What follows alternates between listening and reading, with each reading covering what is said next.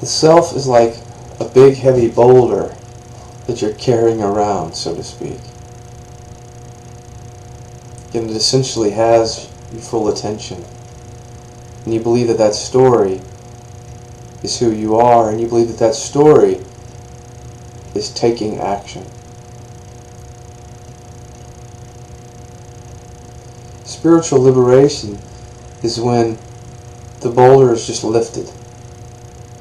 And there's only a lightness here. Just an air.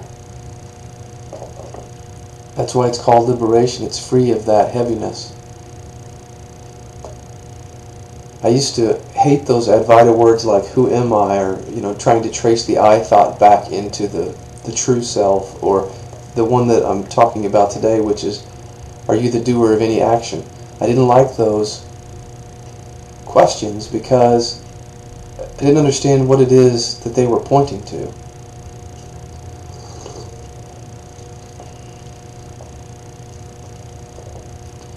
Because there's a tendency for thought to answer the question. And thought likes to take one of the two dualistic sides or answers to the question. So it says, no, I'm not the doer of any action, or yes, I am the doer of any action. And both of those can easily just become beliefs which are added on to that heavy story of self, that boulder. And so you just believe then that you're not the doer of any action, and that becomes your belief. And you then believe you're living life according to that belief. Or you believe that you are the doer of action, and that becomes a belief, and you believe that there's free will. Therefore you take all these steps to become spiritually enlightened, or even to find happiness, or to find love, or all these things. But the true question of, are you the doer of any action, is really not meant for thought to answer, even though we use thought, or thought is used to communicate about it. It's essentially an experiential question. It's experience. And so the answer doesn't really come as a thought, it comes as an openness to what is. What do I mean by that? The next time you're walking somewhere, whether it be to the bathroom or anything, notice that walking is just happening. There's no person doing the walking. Now the person can come back, the story can come back and measure backwards in time and say, I'm walking. I was just walking to the bathroom. But that's simply a measurement. That's part of the story of self. That's part of a simulated me that happens mentally. And that's not who you are. That simulation is not who you are. That simulation is essentially that heavy boulder that believes that it's taking action. So you can measure backwards and say, I took that action, or I did that. There can be a sense of, you're proud that you took that action, which is false, or you're sad or regretful that you took that action, which is also false, because the story itself is false, and it's not true that you were the doer of that action. It's just a belief that you have. And if there's real awakeness here in the moment, you realize that even the measuring of, even looking back in time, that's just a presently arising thought, which spontaneously arises right now. In other words, you don't think the thought of whether you were taking action. The thought just arises spontaneously out of this moment. And you may measure forward and you say, I'm going to do some action. And that's because the simulated me is talking. That simulation that isn't real thinks it's going to take action. But even that thought of future is a presently arising thought, just as the thought of past is a presently arising thought. And those presently arising thoughts are just arising spontaneously now. You're not doing the thinking. And so back to the situation where you're walking, walking is just happening. I mean, take for example the easy ones where you realize you're not digesting food. Digestion is happening. You're not pumping blood through your body. That's just happening. You're not beating your heart. That's just happening. You're not breathing. That's just happening. But the story likes to say that it is thinking and it is feeling, and that's how it tries to simulate control. It believes that it's in control of life and it's going to take action. Because the central false belief that there's a separate I is believed. And that simulated story starts up. And it says, I'm going to take action. But this question of whether there is a doer in this moment is experiential question. In other words, it's only answered in presence. It's only life living itself is the only thing that can answer the question.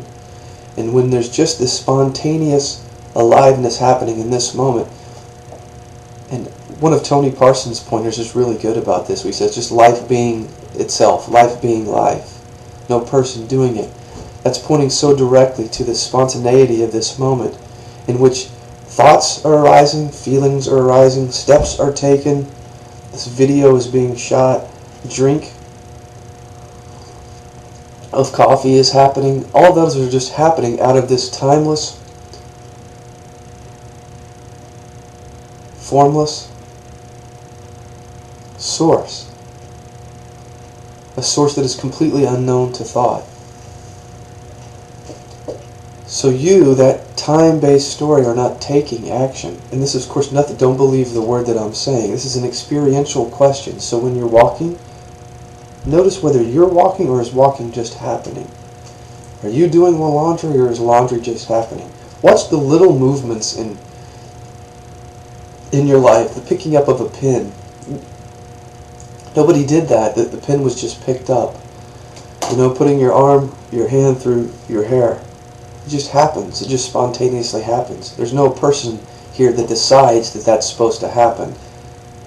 There's only an appearance of a decision that happens. A decision arises out of nothing. So thoughts and emotions and decisions appear to arise. Even choice appears to arise. And yet it arises out of nowhere. And there's no doer there.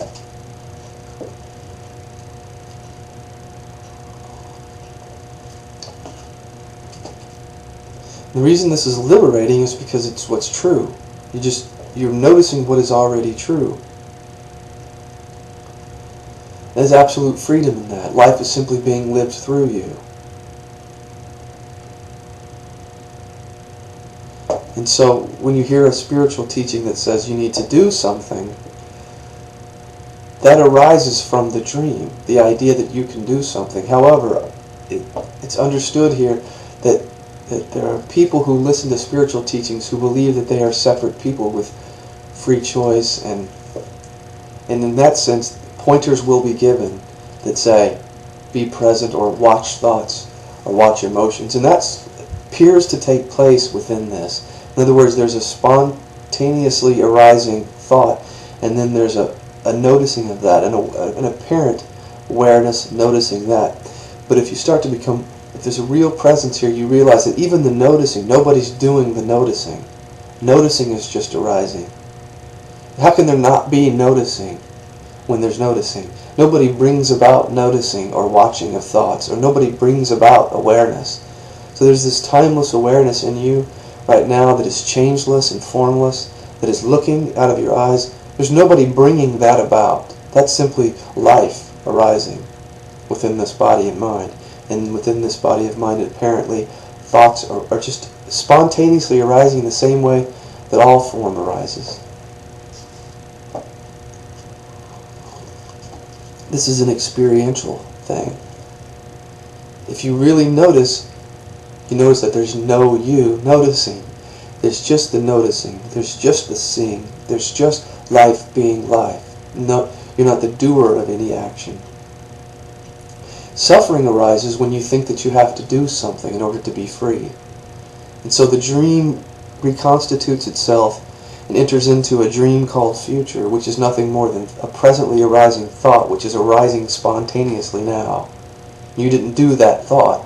That thought arose, and then there was an attachment to that idea, as if that there's something that you have to do to get to spiritual liberation. But liberation is always now. It's in the realization that there's no doer here.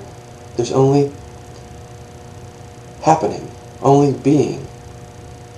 And so you can, on the spiritual journey, you can watch thoughts, you can watch emotions, and that may in fact help bring sort of an awakeness to this. But in the end, you notice that there's not even a person being aware. There's no person noticing. It's just all spontaneously arising. There's no doer.